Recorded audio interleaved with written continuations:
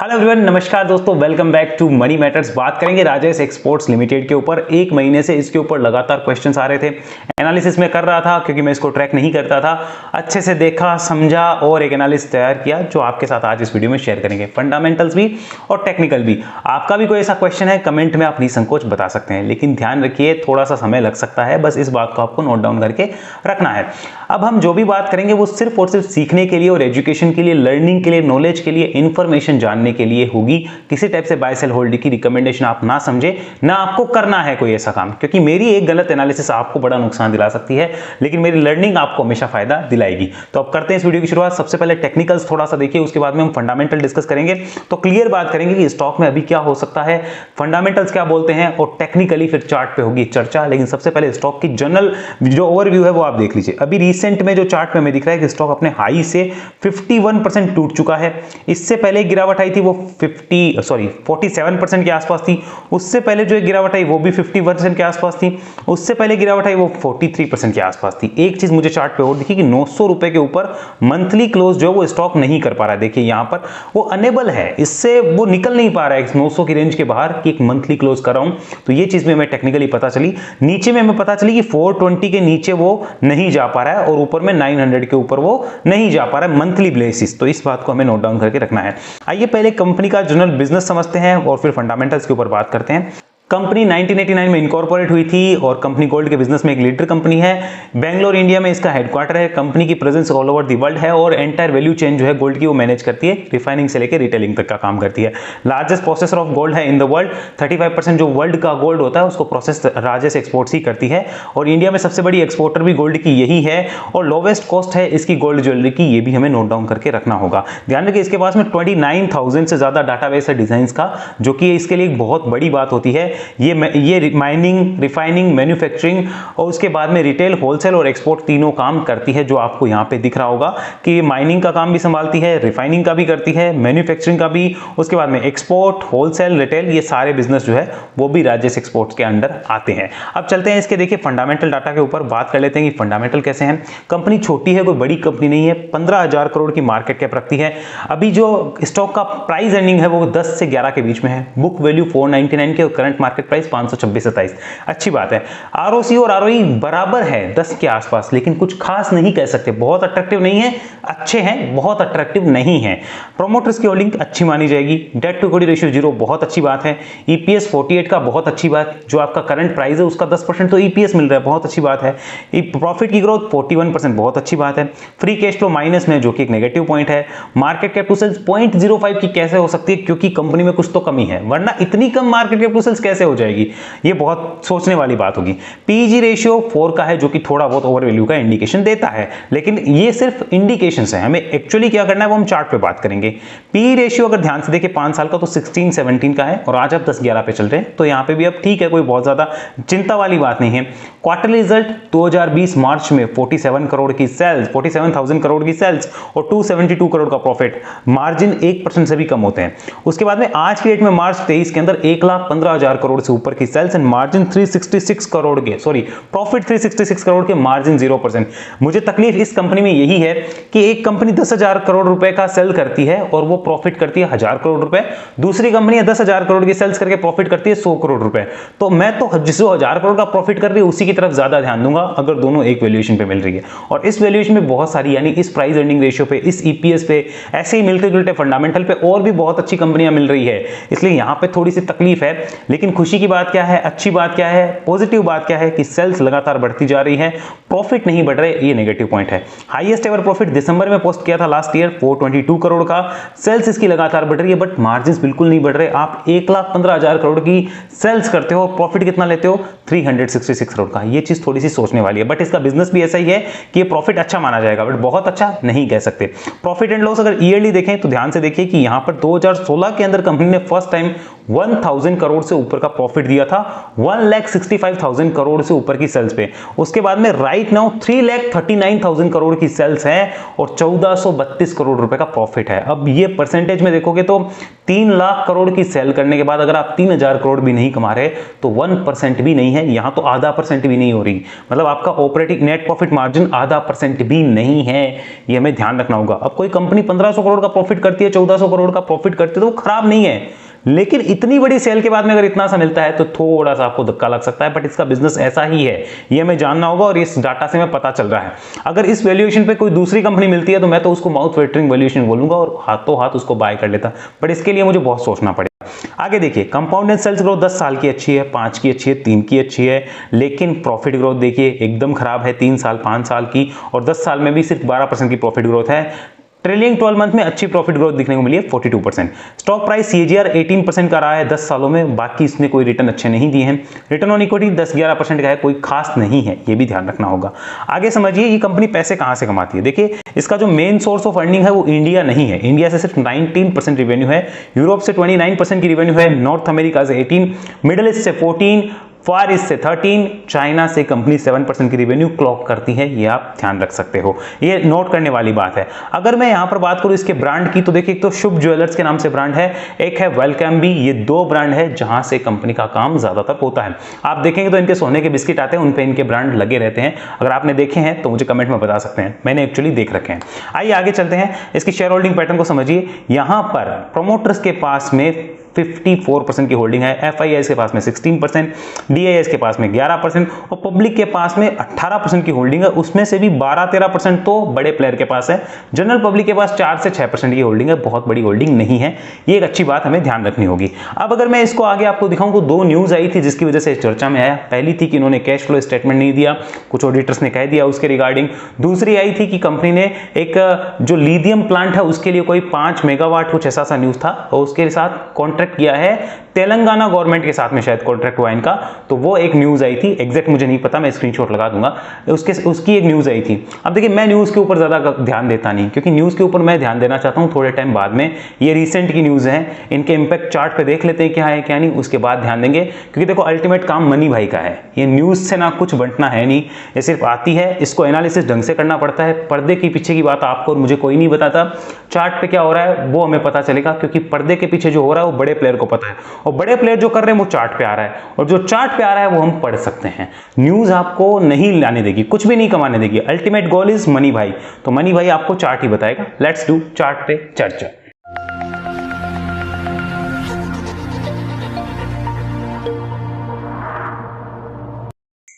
तो जैसा कि हमने देखा कि यहाँ पर इतने करेक्शंस रहे हैं, मैं इनको यहाँ पे आपके सामने डिलीट करता हूँ और उसके बाद देखिए स्टॉक के लिए मंथली चार्ट क्या बोलता है, डेली क्या बोलता है, वीकली क्या बोलता है, पहले वो देखेंगे फिर एक डिसीजन बनाएंगे। पहले देख लीजिए कि स्टॉक ने लास्ट में भी, पहले भी आज से काफी टाइम पहले 2008 में भी ऐसे ही देखिए बड़े बड़े जो करेक्शंस है वो लिए थे। अगर आप अपनी स्क्रीन पे देख पा रहे हैं तो आप ध्यान से देख सकते हैं 2008 में स्टॉक यहाँ पे आया, उसके बाद में देखिए कंसोलिडेट करने लगा, एक ब्रेकआउट हुआ, देन स्टॉक वापस ऊपर गया, इतना ऊपर गया कि उसी रेंज के अंदर आज तक खड़ा है। पिछले 7-8 साल से स्टॉक इन्हीं रेंजेस के अंदर घूम रहा है, 900 के ऊपर क्लोज नहीं आ पा रही मंथली बेसिस, तभी एक नया मूव बनेगा, तब तक नहीं बनेगा। नीचे में 420 के नीचे आता है तो फिर स्टॉक के लिए 200 रुपए तक के गेट भी खुल जाएंगे। अब मैं ये बोल रहा हूं खुल जाएंगे, इसका मतलब ये नहीं आएगा ही, गेट खुल जाएंगे, गेट वापस बंद भी तो हो सकते हैं, उसके लिए भी कुछ कंडीशंस होती है, लेकिन ये ध्यान रखिए 420 नीचे के लिए बहुत इंपॉर्टेंट, ऊपर में 900। अभी आप कहां खड़े हैं, अभी आप खड़े हैं 520 रुपए के आसपास। अब देखिए एक चीज आपको दिखाना चाहता हूं यहां पर मंथली चार्ट पे कि पिछले कितने महीनों से आप देख सकते हो, फरवरी से लेके ये स्टॉक जो है कंटिन्यूअसली गिरते ही जा रहा है, करीब 6-7 महीने हो गए स्टॉक में फॉल ही हमें देखने को मिल रही है। अब स्टॉक यहां पे संभलने की थोड़ी बहुत तैयारी कर रहा है, इसको मैं आपको दिखाना चाहूंगा वीकली चार्ट पे और फिर बात करेंगे डेली चार्ट पे। वीकली चार्ट पे भी अगर आप ध्यान से देखेंगे दोस्तों एक चीज बहुत क्लियर पता चल रही है इस चार्ट पे, मतलब 10वीं क्लास का बच्चा ही बता सकता है कि इस रेंज के अंदर जब भी स्टॉक आता है ना तो यहां पर एक बाइंग निकल के आती है। अब ये रेंज कौन सी है, 540 से 420 रुपए की रेंज। इस रेंज के अंदर जब भी स्टॉक आया है पिछले 7-8 साल में, तब तक ये बाइंग लेके आया है और वहां से इसने अच्छे बाउंस बैक्स लिए हैं। देखिए जब भी ये यहां पे आया है इसने यहां से अच्छे बाउंस बैक्स लिए हैं। अगर आप देख पा रहे हो इस रेंज को टच करते ही या इस रेंज में आते ही एक अच्छे बाउंस बैक आते हैं। तो बड़े ट्रेडर या प्लेयर अभी क्या कर रहे हैं ध्यान से सुनिए, वो इस इस रेंज के आसपास आते ही क्या करते हैं, एक्यूमुलेट करते हैं। बड़े ट्रेडर या जो इन्वेस्टर है वो इसमें एक्यूमुलेट करते हैं, ऊपर जाता है यहाँ पर उसको मतलब 850 के ऊपर निकलते ही यहाँ पे सेलिंग प्रेशर जो है वो एक्टिव हो जाता है।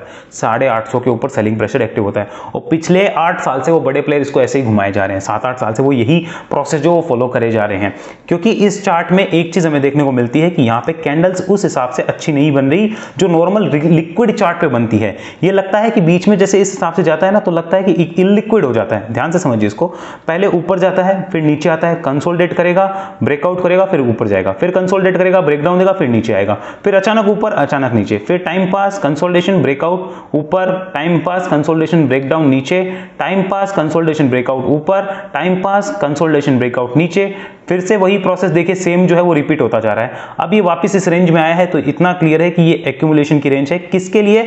जो इसको टाइम दे सकते हैं और जिनको ये पता है कि 420 का पेन अगर आ जाए तो मैं झेलने को तैयार हूं, उनके लिए ही ये बढ़िया है, बाकी किसी के लिए बढ़िया नहीं है, क्योंकि ये टाइम कंज्यूमिंग भी होता है। देखो कितने कितने टाइम तक, साल भर तक इस रेंज में कंसोलिडेट करता रहता है। तो इस चार्ट पे बहुत लिक्विड चार्ट नहीं है जहां पे रोज कुछ ना कुछ बड़ा एक्शन हो, वो नहीं दिख रहा है। पिछले कितने ही सालों से देखिए बेचारा इसी रेंज के अंदर तो घूम रहा है, तो कहां ये लिक्विड चार्ट हुआ? इतना लिक्विड चार्ट नहीं है जितने की नॉर्मल चार्ट्स होते हैं। तो यहां पे ये पता चल गया कि ये एक्यूमुलेशन के रेंज के अंदर आ चुका है। अब यहां पर इसको मैं डेली चार्ट पे आपके सामने और दिखाना चाहता हूं। Let's have a look in the daily chart and also यहां पर मैंने आपके सामने 200 डेज का ईएमए लगाया। ध्यान से देखिए, इसको रेस्पेक्ट भी देता है। जब तक 200 डेज के ईएमए के नीचे था तब तक देखिए मजा नहीं दे रहा था, ऊपर आने के बाद देखिए एक अच्छा मजा दिया, अच्छा रिटर्न मिला, फिर नीचे आया, फिर से इसी लेवल को रेजिस्टेंस बना के एक्ट कर रहा है। राइट नाउ ये लेवल 600 के आसपास आ रहा है, बट ये समझ लीजिए खाली 200 ईएमए नहीं देखा जाता, बहुत सी और भी चीज देखनी होती है। 200 दिन के मूविंग एवरेज को ना देखकर और भी बहुत सी चीजें देखकर डिसीजन लिया जाता है। तो ये भी हमारे लिए एक नोट करने वाली बात है जो हमें नोट करनी है। आगे एक और इंपॉर्टेंट चीज वीकली चार्ट पे भी दिखाना चाहता हूं कि 200 हफ्तों का जो एवरेज है वो क्या बोलता है।